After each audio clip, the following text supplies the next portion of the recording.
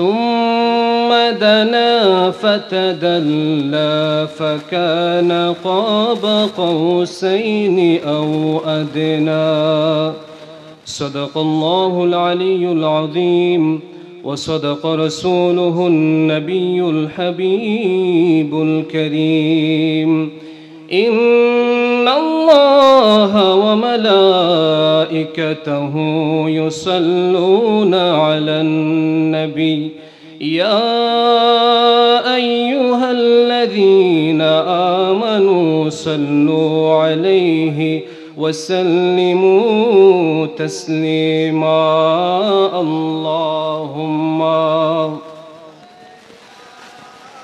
سيدنا مولانا محمد وعلى آل سيدنا مولانا এই দুনিয়া পড়ে থাকবে আমরা একদিন থাকব না সবাই মোদের ভুলে যাবে নবীজি মোদের ভুলবেন না আল্লাহুম্মা সাল্লি দিনা মাওলানা মুহাম্মদ ওয়া আলা আলি সাইয়্যিদিনা মাওলানা শফিউল মুযনিবিন আপনি রহমাতুল লিল আলামিন আপনার ওসিলায় সৃজন तमाम আসমান ও জমিন আল্লাহুম্মা সাল্লি আলা মাওলানা মুহাম্মদ ওয়া আলা আলি সাইয়্যিদিনা মাওলানা আরশের মেহমান করেছেন আল্লাহ কত শান কত মান মোর কামলি বলা ও গো মদিনা বলা করো করুণা দিদার দাও গো শাহে মদিনা দিদার দাও গো শাহে মদিনা ইয়া রাসূলুল্লাহ ইয়া হাবিবাল্লাহ ইয়া রাসূলুল্লাহ ইয়া হাবিবাল্লাহ ইয়া রাসূলুল্লাহ ইয়া হাবিবাল্লাহ ইয়া রাসূলুল্লাহ ইয়া হাবিব بلغ العلا بكماله كشف الدجى بجماله حسنت جميع خصاله صلوا عليه وآله الحمد لله সন্তোষপুর হযরত আবু বকর সিদ্দিক রাদিয়াল্লাহু তাআলা আনহু সুন্নিয়া নুরানি ও হিফজুল কুরআন মাদ্রাসা ও সন্তোষপুর মহল্লাবাসীর উদ্যোগে আয়োজিত আজকের এই ঐতিহাসিক সুন্নি মহাসম্মেলনের সম্মানিত সভাপতি মহোদয় সহসভাপতি মহোদয় বিশেষত আজকের এই মাহফিলের সম্মানিত সভারত্ন উস্তাদি সানাদি উস্তাজুল উলামা আল্লামা হযরত মাওলানা আনোয়ারুল হক মির্জা হুজুর সাবেক সুপার কাজী চক নেসারিয়া দাখিল মাদ্রাসা কদমুহু আলা আইনাইয়া ওয়া রাসি বারাকাল্লাহু তাআলা ফি হায়াতিহি ওয়া ইলমিহি ওয়া সিহহাতিহি সকলেই বলি আমিন আজকের এই মাহফিলের সম্মানিত প্রধান অতিথি আমাদের অত্যন্ত শ্রদ্ধেয় আমাদের অত্যন্ত মহব্বতের উস্তাদি সানাদি পীরে তরিকত রাহনুমায়ে শরীকত শরীয়ত আশিক রাসূল শাইখুল কুররা উস্তাদুল উলামা আল্লামা শেখ কারি বাহাউদ্দিন নকশবন্দি মুজাদ্দিদি হুজুর কিবলা মুদ্দাজিল্লুহুল আলী পীর সাহেব অলিপুর দরবার শরীফ কদমুহু আলা আইনাইয়া ওয়া রাসি বারাকাল্লাহু তাআলা ফি হায়াতিহি, সকলে বলি আমিন। আজকের এই মাহফিলের সম্মানিত প্রধান আকর্ষণ, জনপ্রিয় আলোচক, সারা দেশব্যাপী যিনি আলোচনা করে থাকেন, পীরজাদা শেখ সাদী আব্দুল্লাহ সাদেকপুরি সাহেব, এবং আমার পূর্বে আলোচনা করেছেন আমার স্নেহের হযরত মাওলানা শায়ের কারি মাসুদুর রহমান গোলাম আল হাসানি আল হুসাইনি সাহেব, এবং আরও অনেকেই এই মাহফিলে আলোচনা করেছেন। বিশেষত আমার সামনে বসা আছেন আমার মুরব্বী বাবারা, আমার যুবক ভাইয়েরা, আমার ছোট ছোট ভাইয়েরা, এবং পর্দা আড়ালের মা ও বোনেরা, যে যেখান থেকে আমার আলোচনা শুনছেন। আলোচনার শুরুতে আমি আবারও সালাম দিচ্ছি, আসসালামু আলাইকুম রহমতুল্লাহি ওয়া বারাকাতুহু। আমি আপনাদের থেকে একটু জানতে চাচ্ছি, এখন যে মাসটা, এই মাসটার নাম কি আপনারা কি জানেন? এই মাসটার নাম কি আপনারা জানেন? রজব মাস। এই মাসটি হলো রজব মাস। এই রজব মাসের মধ্যে অনেক ঘটনা ঘটেছে। রজব মাস সম্পর্কে হাদিস শরীফের মধ্যে এসেছে, নবীজি সাল্লাল্লাহু আলাইহি ওয়াসাল্লাম ইরশাদ করেছেন, রজবু শাহরুল্লাহ ওয়া শাবানু শাহরি ওয়া রমাদানু শাহরু উম্মতি। নবীজি বলেছেন, এই রজব মাস হচ্ছে আল্লাহর মাস, শাবান মাস হচ্ছে আমি নবীর মাস, আর রমজান মাস হচ্ছে আমার উম্মতের মাস। বলুন সুবহানাল্লাহ। যে মাসটা আল্লাহর মাস, ওই মাসের ফজিলত মর্যাদা কি কম নাকি বেশি? অনেক বেশি। যখন কোনো বিষয়কে আল্লাহর সাথে নিসবত করা হয়, সম্পর্কিত করা হয়, তখন এই বিষয়টার মর্যাদা অনেক গুণে বৃদ্ধি পায়। এই রজব মাসে আল্লাহর প্রিয় হাবিব সাল্লাল্লাহু আলাইহি ওয়াসাল্লাম একটি দোয়া খুব বেশি বেশি পড়তেন, আল্লাহুম্মা বারিক লানা ফি রজব ওয়া শাবান ওয়া বাল্লিগনা রমাদান। হে আল্লাহ, শাবান এবং রজব এবং শাবান মাসের মধ্যে বরকত দান করে দিন, আমাদের হায়াতকে রমজান পর্যন্ত বৃদ্ধি করে দিন। এই দোয়াটা নবীজি পাঠ করতেন।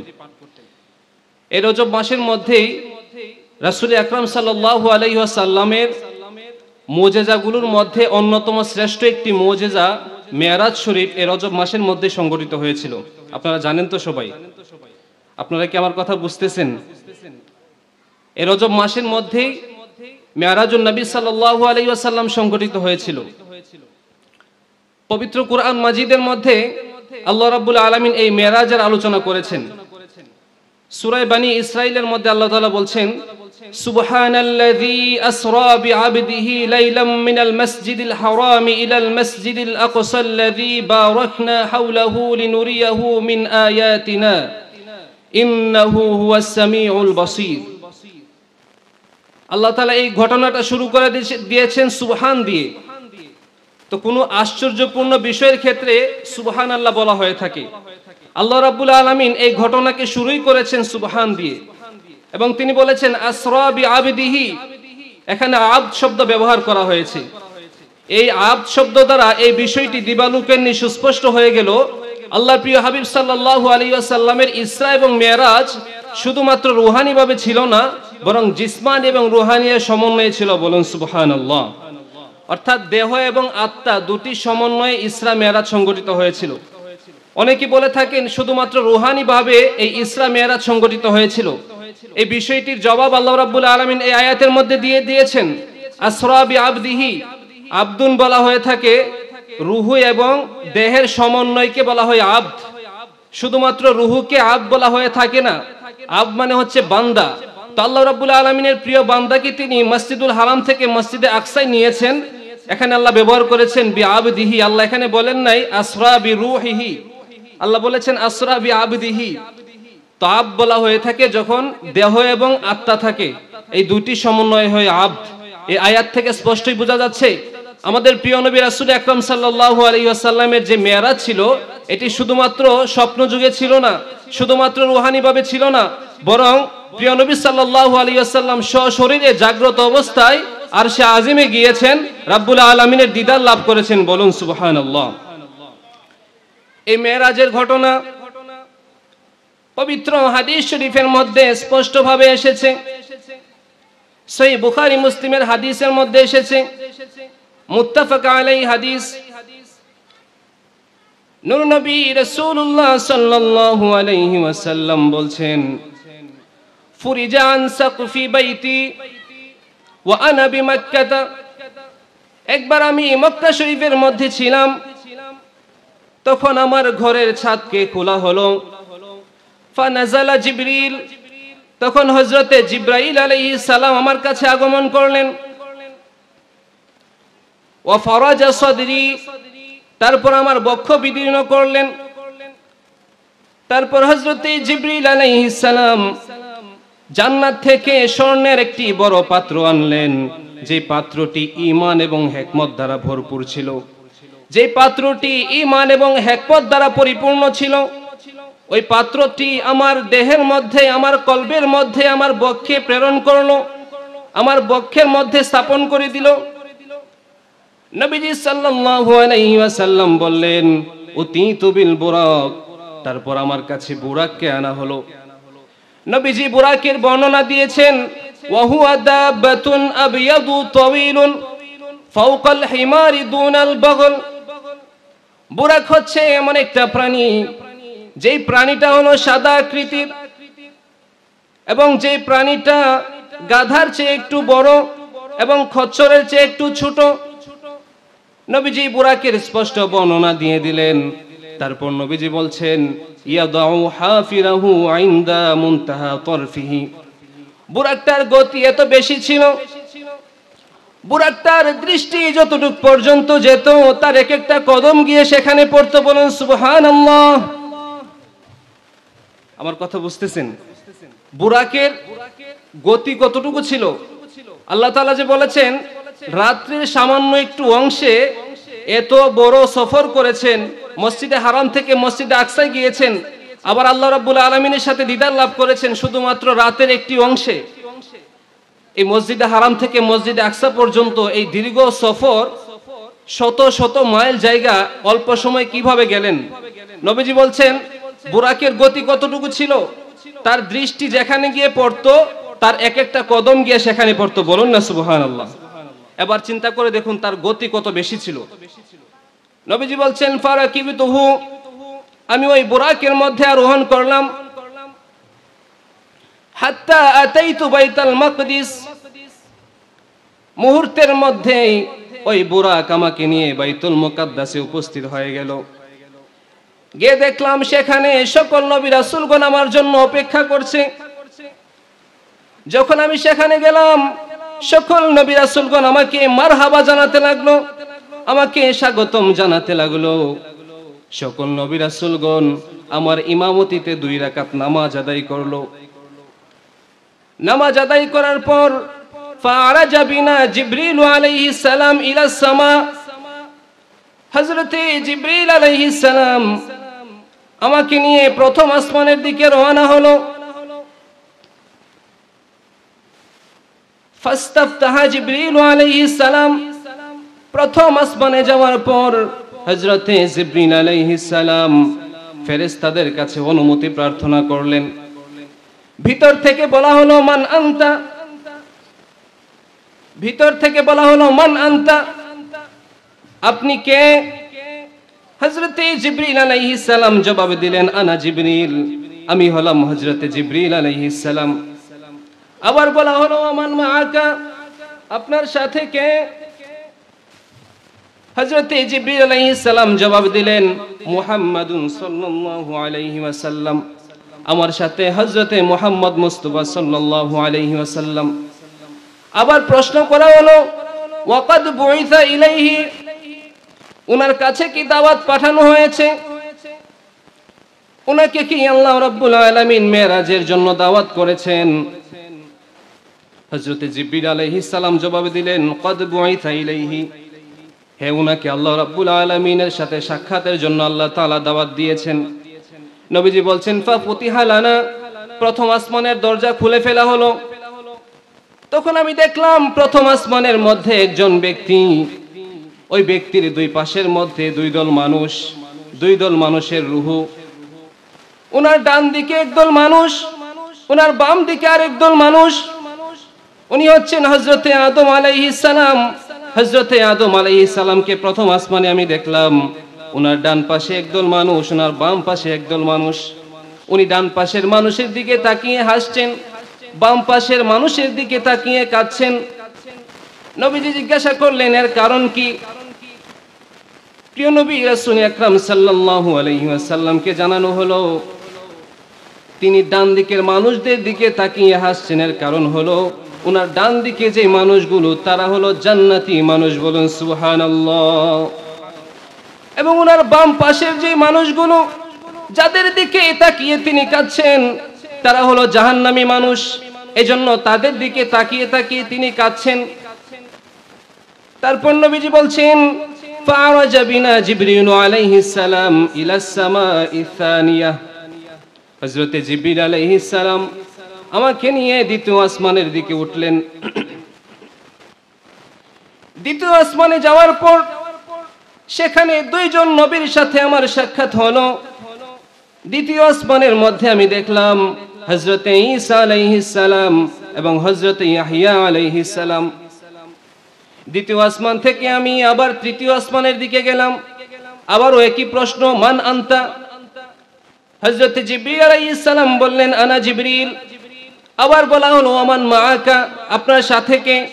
তিনি জবাব দিলেন মুহাম্মাদুন মুস্তাফা সাল্লাল্লাহু আলাইহি ওয়াসাল্লাম, আমার সাথে সাইয়্যিদুল মুরসালিন নবিয়ুল হারামাইন নূর নবী সাল্লাল্লাহু আলাইহি ওয়াসাল্লাম। আবারও প্রশ্ন করা হলো ওয়াকাদ বুইতা ইলাইহি, তিনি জবাব দিলেন কদ বুইতা ইলাইহি। নবীজি বলছেন ফাফুতিহা লানা, আমাদের জন্য তৃতীয় আসমানের দরজাকে খুলে দেয়া হলো। তৃতীয় আসমানের দরজা যখন খুলে দেয়া হলো আমি দেখলাম সেখানে হযরত ইউসুফ আলাইহিস সালাম। নবীজি বললেন সেখান থেকে আমি চতুর্থ আসমানের দিকে গেলাম। ফারাজা বিনা জিবরিল আলাইহিস সালাম ইলা সামাইর রাবিআ। হযরত জিবরিল আলাইহিস সালাম আমাকে নিয়ে চতুর্থ আসমানের দিকে গেলেন। আবারও একই প্রশ্ন, মান আনতা, আপনি কে? তিনি বললেন আনা জিবরিল। আবারও প্রশ্ন করা হলো মান মাআকা, আপনার সাথে কে? তিনি বললেন মুহাম্মাদুন সাল্লাল্লাহু আলাইহি ওয়াসাল্লাম। আবারও প্রশ্ন করা হলো ওয়াকাদ বুইতা ইলাইহি, তিনি জবাব দিলেন কদ বুইতা ইলাইহি। নবীজি বলছেন ফাফুতিহা লানা, চতুর্থ আসমানের দরজা কি খুলে দেয়া হলো। চতুর্থ আসমানের মধ্যে আমি দেখতে পেলাম সেখানে হযরত ইদ্রিস আলাইহিস সালাম। নবীজি বলছেন ফারাজা বিনা জিবরিল আলাইহিস সালাম ইলা সামাইল খামিসা। তারপর হযরত জিবরিল আলাইহিস সালাম আমাকে নিয়ে পঞ্চম আসমানের দিকে গেলেন। আবারও একই প্রশ্ন, মান আনতা, তিনি বললেন আনা জিবরিল। আবারও প্রশ্ন করলেন ওমান মাআকা, আপনার সাথে কে? তিনি বললেন মুহাম্মাদুন সাল্লাল্লাহু আলাইহি ওয়াসাল্লাম। আবারও প্রশ্ন করা হলো ওয়াকাদ বুইতা ইলাইহি, তিনি বললেন কদ বুইতা ইলাইহি। যখন এই উত্তর দেয়া হলো নবীজি বলছেন ফাফুতিহা লানা, তখন আমাদের জন্য পঞ্চম আসমানের দরজাকে খুলে দেয়া হলো। নবীজি বলছেন পঞ্চম আসমানের মধ্যে আমি হযরতে হারুন আলাইহিস সালামের দেখা পেলাম। নবীজি বলছেন ফারাজা বিনা ইলা সামাইস সাদিসা। তারপর হযরতে জিবরিল আলাইহিস সালাম আমাকে নিয়ে ষষ্ঠ আসমানের দিকে গেলেন। আবার ওই কি প্রশ্ন, মান আনতা ওয়া মান মাআকা ওয়াকাদ বুইতা ইলাইহি। উত্তর দেওয়ার পর নবীজি বলছেন ফাফুতিহা লানা, আমাদের জন্য ষষ্ঠ আসমানের দরজাকে খুলে দেয়া হলো। দেখলাম সেখানে হযরত মূসা আলাইহিস সালাম। সেখান থেকে আবার ফারাজা বিনা ইলা সামাইস সাবিআ, আমাদেরকে নিয়ে আবার সপ্তম আসমানের দিকে গেল। সপ্তম আসমানে যাওয়ার পর সেখানে দেখলাম হযরত ইব্রাহিম আলাইহিস সালাম। সপ্তম আসমানে হযরত ইব্রাহিম আলাইহিস সালামকে দেখতে পেলাম এবং তিনি বাইতুল মামুরের সাথে হেলান দিয়ে বসা আছেন। বাইতুল মামুর হচ্ছে ফেরেশতাদের কিবলা, আমাদের দুনিয়াবাসীদের জন্য কিবলা হচ্ছে বাইতুল্লাহ। আমাদের দুনিয়াবাসীদের জন্য কিবলা কি? বাইতুল্লাহ। আমরা কাবা শরীফের দিকে নামাজ পড়ি না, আমাদের কিবলা হচ্ছে কাবা শরীফ। আমরা কাবা শরীফের দিকে নামাজ আদায় করে থাকি, এটা হচ্ছে আমাদের কিবলা। কিন্তু ফেরেশতাবাসীদের জন্য, আসমানবাসীদের জন্য একটি কিবলা আছে, সেটা হচ্ছে বাইতুল মামুর। নবীজি বলছেন সপ্তম আসমানে গিয়ে দেখি হযরত ইব্রাহিম আলাইহিস সালাম ওই বাইতুল মামুরের সাথে হেলান দিয়ে বসে আছেন। বাইতুল মামুরটা কাবা শরীফের ঠিক উপরে সপ্তম আসমানে অবস্থিত। এবং নবীজি বলেছেন এই বাইতুল মামুর হচ্ছে এমন একটি মসজিদ, যেই মসজিদে প্রতিদিন 70,000 ফেরেশতা প্রবেশ করে মসজিদে তাওয়াফ করে, এবং যারা একবার তাওয়াফ করবে কিয়ামতের পূর্বে তারা দ্বিতীয়বার সুযোগ পাবে না। বলেন না সুবহানাল্লাহ। এবার চিন্তা করে দেখেন আল্লাহর ফেরেশতার সংখ্যা কত। একবার যারা সুযোগ পাবে তারা দ্বিতীয়বার আর সুযোগ পাবে না। এইভাবে চলছে প্রতিদিন চলছে। নবীজি বলছেন সেখান থেকে সিদরাতুল মুনতাহায় গেলাম। সিদরাতুল মুনতাহা একটি গাছ, নবীজি এই গাছের বর্ণনা দিয়েছেন। এই গাছের পাতাগুলো হলো হাতির কানের মতো, এই গাছের ফলগুলো এত বড় হবে, এক একটা বড় বড় মটকার মতো ফল। পাতাগুলো হচ্ছে হাতির কান। হাতির কান কি ছোট নাকি বড়? হাতির কান তো বড়। তো গাছের পাতাগুলো হবে এরকম বড় বড়, আর এক একটা ফল হবে বড় বড় মটকার মতো। সিদরাতুল মুনতাহা হচ্ছে এমন একটি জায়গা, যে জায়গাতে গিয়ে সৃষ্টি সীমানা শেষ, এরপর সৃষ্টির আর কোনো ক্ষমতা নেই, এর উপরে আর কোনো সৃষ্টি যেতে পারে না, এর উপর সম্পর্কে কোনো সৃষ্টি জানে না, এখানে সৃষ্টি সীমানা শেষ। কিন্তু আল্লাহর প্রিয় হাবিব সাল্লাল্লাহু আলাইহি ওয়াসাল্লাম, ওনার জন্য বিশেষ মর্যাদা, বিশেষ ফজিলত, তিনি রব্বুল আলামিনের দিদারে যাচ্ছেন। ওনার জন্য সিদরাতুল মুনতাহা শেষ সীমানা নয়, এটা ওনার জন্য মুজিজা। তিনি সেখান থেকে উপরের দিকে যেতে লাগলেন। সিদরাতুল মুনতাহা থেকে লা জামান লা মাকান 70,000 নূরের পর্দা পাড়ি দিয়ে আরশে আজিমে গেলেন, রব্বুল আলামিনের দিদার লাভ করলেন। আল্লাহ রাব্বুল আলামিন পবিত্র কুরআন মাজিদের মধ্যে স্পষ্টভাবে ঘোষণা করে দিয়েছেন, সুম্মা দানা ফাতাদাল্লা ফাকানা কাবা কাউসাইনি আও আদনা। আমার প্রিয় হাবিব সাল্লাল্লাহু আলাইহি ওয়াসাল্লাম ওই মেরাজের রাত্রিতে আমার এত বেশি নিকটবর্তী হয়েছে, দুটি ধনুক যতটুকু নিকটবর্তী ততটুকু নিকটবর্তী হয়েছে, বা তার চেয়ে আরো বেশি নিকটবর্তী হয়েছে। বলুন সুবহানাল্লাহ। আল্লাহর খুব নিকটবর্তী হয়েছেন। এবং অন্য আয়াতের মধ্যে আল্লাহ তাআলা বলছেন, মা যাগাল বাসারু ওয়া মা তাগা লাকাদ রাআ মিন আয়াতি রাব্বিহিল কুবরা। আমার প্রিয় হাবিব সাল্লাল্লাহু আলাইহি ওয়াসাল্লাম যখন আমাকে দেখলো, তখন তার দৃষ্টি এদিক সেদিক যায়নি, তার দৃষ্টি বক্র হয়নি, সীমা লঙ্ঘন করেনি। আমি আমার প্রিয় হাবিব সাল্লাল্লাহু আলাইহি ওয়াসাল্লামকে এই মেরাজের রজনীতে অনেক নিদর্শন দেখিয়েছি। বলুন সুবহানাল্লাহ। এই মেরাজের রাতে আল্লাহর প্রিয় হাবিব সাল্লাল্লাহু আলাইহি ওয়াসাল্লামকে আল্লাহ তাআলা অনেক কিছু দেখিয়েছেন, জান্নাত জাহান্নাম অনেক কিছু দেখিয়েছেন। মেরাজের অনেক ঘটনা রয়েছে, হাদিস শরীফের মধ্যে সবকিছু বর্ণনা হয়নি, সবকিছু আমরা জানি না। এই মেরাজের ঘটনা বিস্তারিত সবকিছু জানা কোনো মানুষের পক্ষে সম্ভব নয়। কারণ দুনিয়ার ক্ষেত্রে যদি আমরা চিন্তা করি, ভালোবাসার মানুষের মধ্যে যখন কথাবার্তা হয়, কার্যকলাপ হয়, এমন অনেক কথাবার্তা থাকে যেগুলো এই দুইজন ছাড়া অন্য কোনো মানুষ জানে না। শুধুমাত্র এই দুইজনের মধ্যে সীমাবদ্ধ থাকে, পৃথিবীর অন্য কোনো মানুষ জানে না। এটা হচ্ছে দুনিয়ার কথা। আর আল্লাহ রাব্বুল আলামিন এবং আমার প্রিয় নবী সাল্লাল্লাহু আলাইহি ওয়াসাল্লামের যে ভালোবাসা, এটার মধ্যে কি কোনো তুলনা হতে পারে? কোনো তুলনা নেই, কোনো তুলনা চলবে না এখানে। তাহলে ওই ভালোবাসার মধ্যে যে কথোপকথন হয়েছে, যে আলাপ আলোচনা হয়েছে, যা কিছু হয়েছে, তার অনেক কিছুই রয়েছে যেগুলো কোনো সৃষ্টি জানে না এবং কখনো জানা সম্ভব হবে না। আমরা শুধুমাত্র সামান্য কিছু যেগুলো হাদিস শরীফের মধ্যে এসেছে সেগুলো আপনাদেরকে জানানোর চেষ্টা করছি। সহিহ বুখারী মুসলিমের হাদিস, মুত্তাফাক আলাইহি হাদিস, এটি যেই ঘটনাগুলো বলছি। আল্লাহর প্রিয় হাবিব সাল্লাল্লাহু আলাইহি ওয়াসাল্লাম বলছেন, আমি যখন আল্লাহ রাব্বুল আলামিনের সাথে দিদার লাভ করলাম, যখন আল্লাহ রাব্বুল আলামিনের খুব নিকটবর্তী হলাম, আমার রব আমার জন্য, আমার উম্মতের জন্য 50 ওয়াক্ত নামাজ ফরজ করে দিয়েছেন। 50 ওয়াক্ত। নবীজি সাল্লাল্লাহু আলাইহি ওয়াসাল্লাম 50 ওয়াক্ত নামাজ নিয়ে তিনি দুনিয়ার দিকে আসছেন। ষষ্ঠ আসমানে হযরতে মূসা আলাইহিস সালামের সাথে সাক্ষাৎ হলো। হযরতে মূসা আলাইহিস সালাম জিজ্ঞাসা করলেন, মা ফারাদা রাব্বুকা আলা উম্মাতিকা, ইয়া রাসূলুল্লাহ, ইয়া হাবিবাল্লাহ, আপনার রব আপনার উম্মতের উপর কি ফরজ করেছে? নবীজি বললেন, 50 সালাহ, আমার রব আমার উম্মতের জন্য 50 ওয়াক্ত নামাজ ফরজ করেছেন। হযরতে মূসা আলাইহিস সালাম বললেন, ইরজি ইলা রাব্বিক ফাসআলহু তাখফিফ, আপনি আপনার প্রভুর নিকট ফিরে যান, আপনার প্রভুর নিকট গিয়ে দরখাস্ত করেন তিনি যেন এই 50 ওয়াক্ত নামাজ থেকে নামাজকে কমিয়ে দেন। فإن أمتك لا يطيقون ذلك, কারণ আপনার উম্মত এই 50 ওয়াক্ত নামাজ আদায় করতে পারবে না। আমার নবী সাল্লাল্লাহু আলাইহি ওয়াসাল্লাম তিনি আবার আল্লাহ রাব্বুল আলামিনের দরবারে গেলেন। রাব্বুল আলামিনের দরবারে গিয়ে বললেন, ওগো রব, আমার উম্মত এই 50 ওয়াক্ত নামাজ আদায় করতে পারবে না, আপনি দয়া করে মায়া করে এই নামাজকে আপনি কমিয়ে দেন। আল্লাহ রাব্বুল আলামিন সেখান থেকে 5 ওয়াক্ত নামাজকে কমিয়ে দিলেন।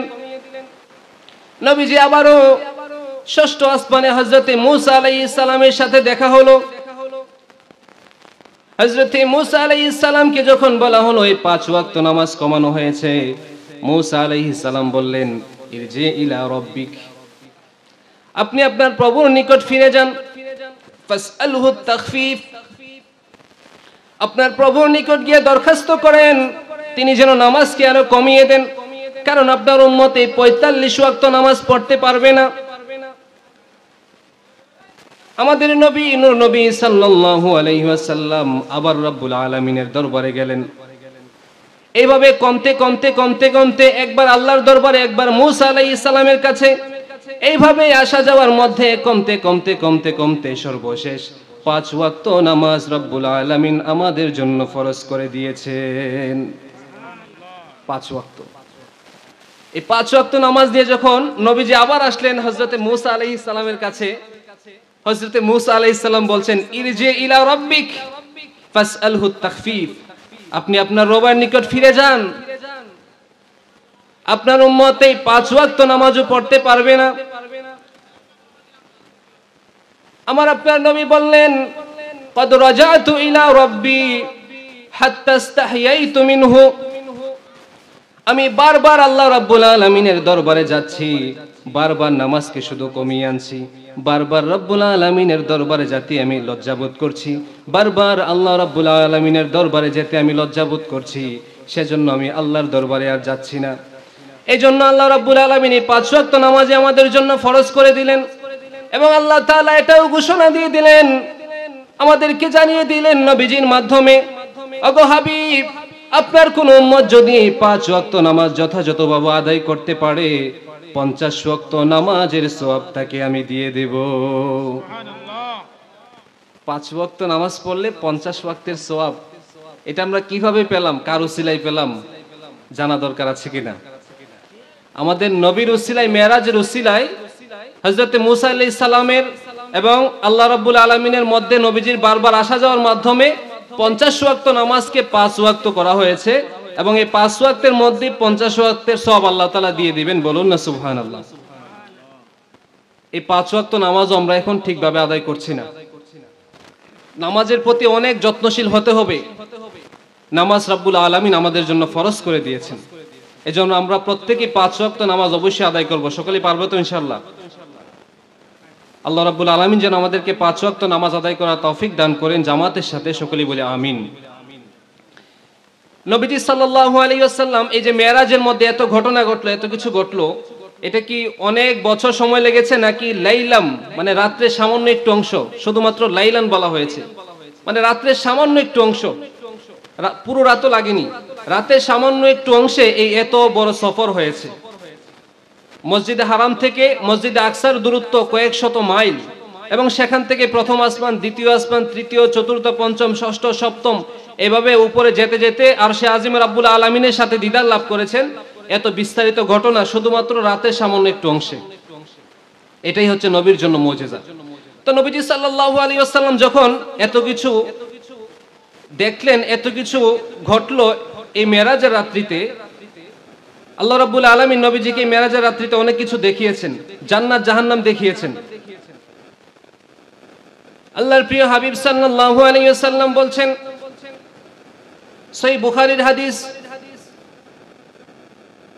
আমি দেখলাম একজন ব্যক্তি সে শুয়ে আছে, তার মাথার মধ্যে আরেকজন ব্যক্তি বড় একটি পাথর দ্বারা আঘাত করছে, তার মাথাকে চূর্ণ বিচূর্ণ করা হচ্ছে। আমি জানতে চাইলাম এই ব্যক্তি কে, যাকে এই কঠিন শাস্তি দেওয়া হচ্ছে? রব্বুল আলামিনের পক্ষ থেকে নবীজিকে জানিয়ে দেয়া হলো এই ব্যক্তি হলো ওই ব্যক্তি যে ব্যক্তি দুনিয়ায় থাকা অবস্থায় কোরআনকে গ্রহণ করেছে।